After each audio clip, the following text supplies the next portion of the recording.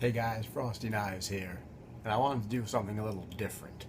I wanted to go ahead and start rereading the Dark Tower series by Stephen King, and I figured, well, if I'm going to reread them, I may as well review them, since I've never reviewed books on my channel before. But I didn't want to start with the Dark Tower itself. I wanted to start with some of the supplemental material, some of the other books of his that tie into the Tower. I'm not going to read them all, but I decided one or two of the other books might be a good place to start. So I decided to start with a book that I haven't read in quite a while, Stephen King's Insomnia. Now here's the hardcover first edition version, trade paperback version. And I decided to read this book as my journey to the Dark Tower begins, and this is going to be the first book that I'm going to review. So, Insomnia was written in 1995, well, it was published in 1995. The hardcover edition clocks in at 780 some odd pages.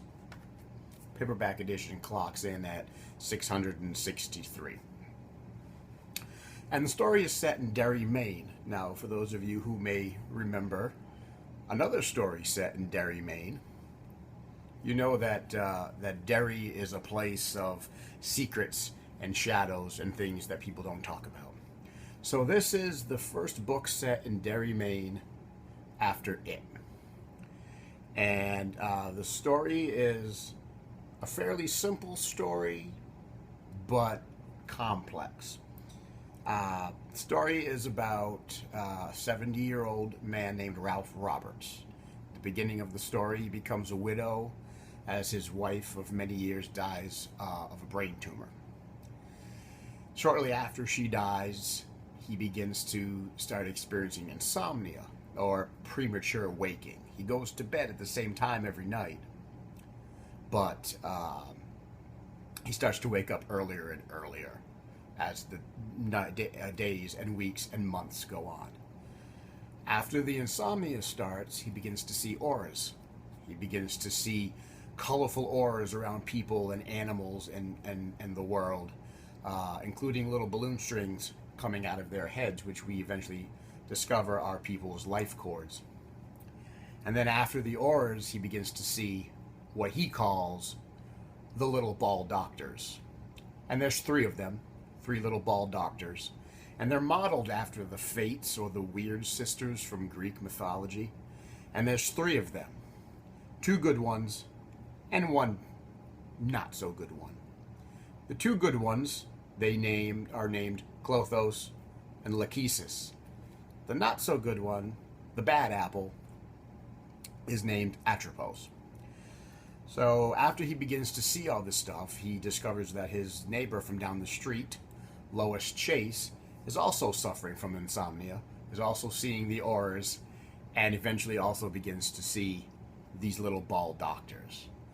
And through the course of the novel, the two good little ball doctors finally have a conversation with Ralph and Lois and tell them that the reason they're seeing the auras is because of the insomnia, and the reason they have the insomnia is because of the little ball doctors, and the reason all of this is going on is because they have a mission.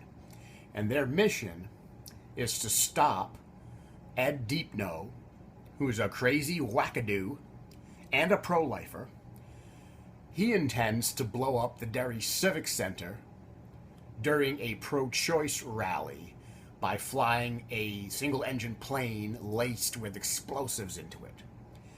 And there's going to be 2,000 people at the rally, and the little ball doctors tell Ralph and Lois that they have to stop him from blowing up the Civic Center.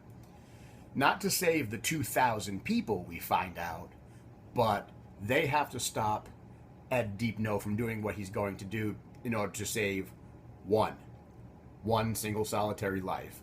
And they need to save the life of a little boy, a little 4-year-old boy named Patrick Danville, who is very instrumental in the Dark Tower, as we will see has a very, very important part to play in Roland's life and in the life of the tower. And as the doctors tell Ralph during one of their discussions, that if the little boy were to die, he is so important to the multiverse that the tower of all existence would fall, and nobody knows what's going to happen if the tower were to fall. Needless to say, they succeed. They stop Ed Deepno. They save little Patrick Danville. Atropos is thwarted. And at the end, Ralph eventually winds up dying, sacrificing his life to save a young child that sort of become a little daughter to him. So that's it in a nutshell. I'm not really going to get into the particulars. So it is a good book with a pretty simple plot.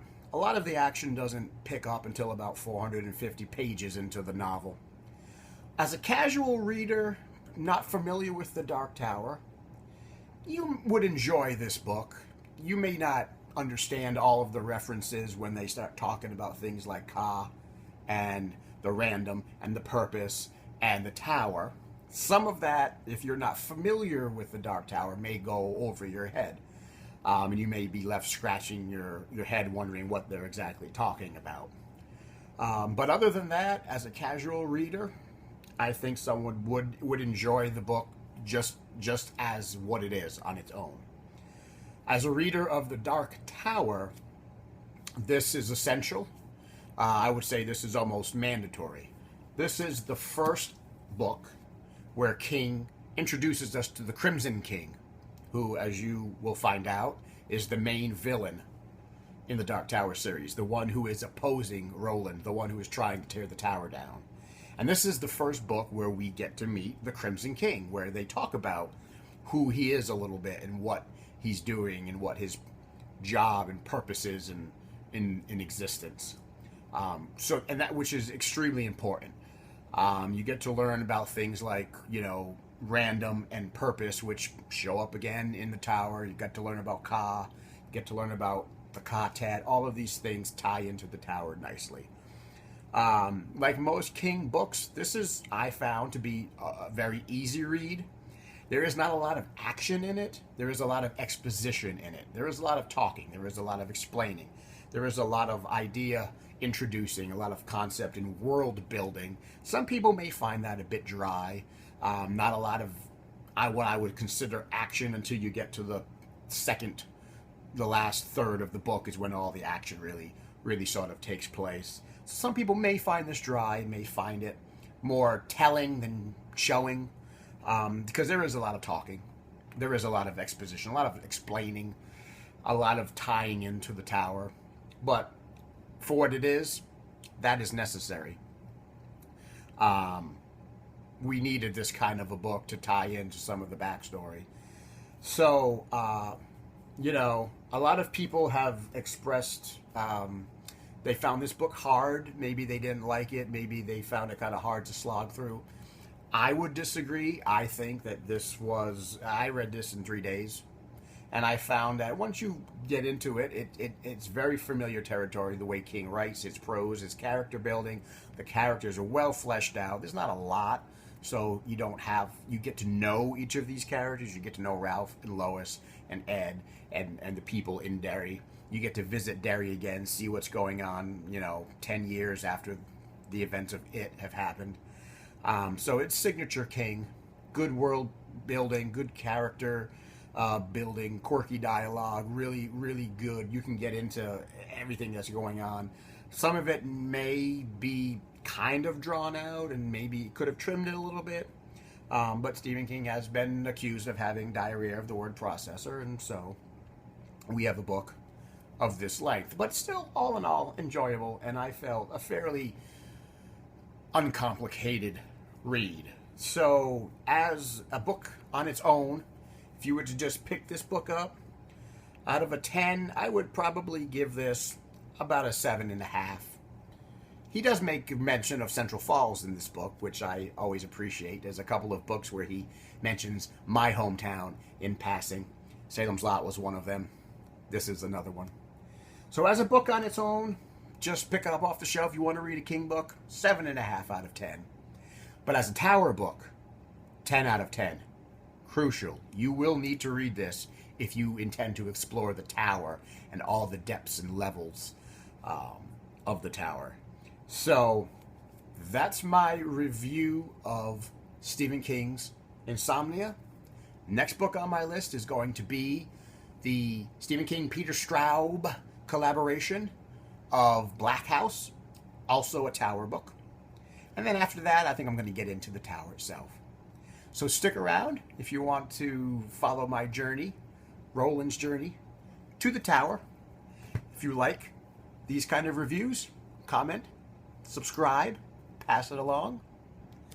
And I'll see the rest of you along the path of the beam. Have a good night.